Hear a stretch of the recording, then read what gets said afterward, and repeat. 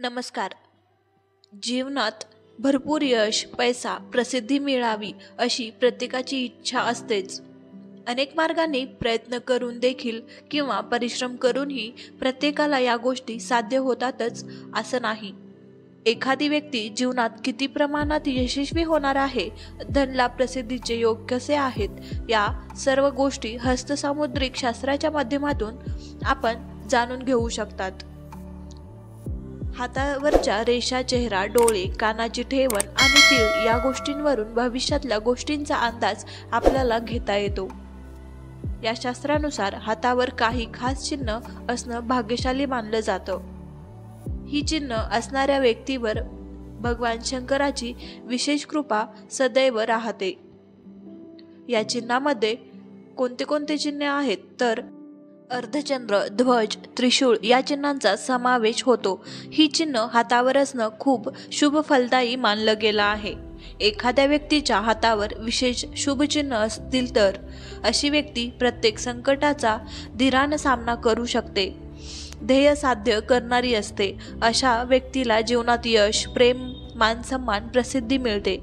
विशेष म्हणजे हातावर शुभ चिन्ह असलेल्या व्यक्तीवर भगवान शंकराची कृपादृष्टी असते. हातावर त्रिशूळ चिन्ह असणं शुभदायी मानलं गेलं आहे. हातावरची मस्तिष्क रेषा किंवा भाग्यरेषेवर त्रिशूळ चिन्ह असलेल्या व्यक्ती जीवनात खूप यश, मानसन्मान मिळवतात, मोठं पद मिळवतात, भरपूर संपत्ती आणि सर्व प्रकारचं सुख या व्यक्तींना मिळून जातं. या व्यक्ती मोठे नेते किंवा प्रभावशाली व्यक्ती बनतात.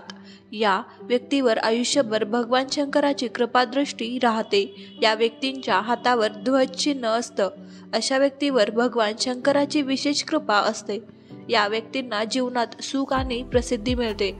या व्यक्ती मानसिकदृष्ट्या खूप मजबूत असतात. कोणत्याही परिस्थितीला घाबरत नाहीत. प्रत्येक परिस्थितीचा धैर्याने मुकाबला करतात. ज्या व्यक्तींच्या हातावर अर्धचंद्राचं चिन्ह असतं त्यांच्यावर भगवान शंकर विशेष प्रसन्न असतात.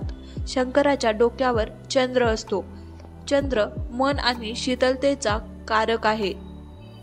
यामुळे अशा व्यक्तींना जीवनात भरपूर प्रेम आणि वैवाहिक सुख चांगलं मिळतं. या व्यक्ती मानसिकदृष्ट्या मजबूत असतात.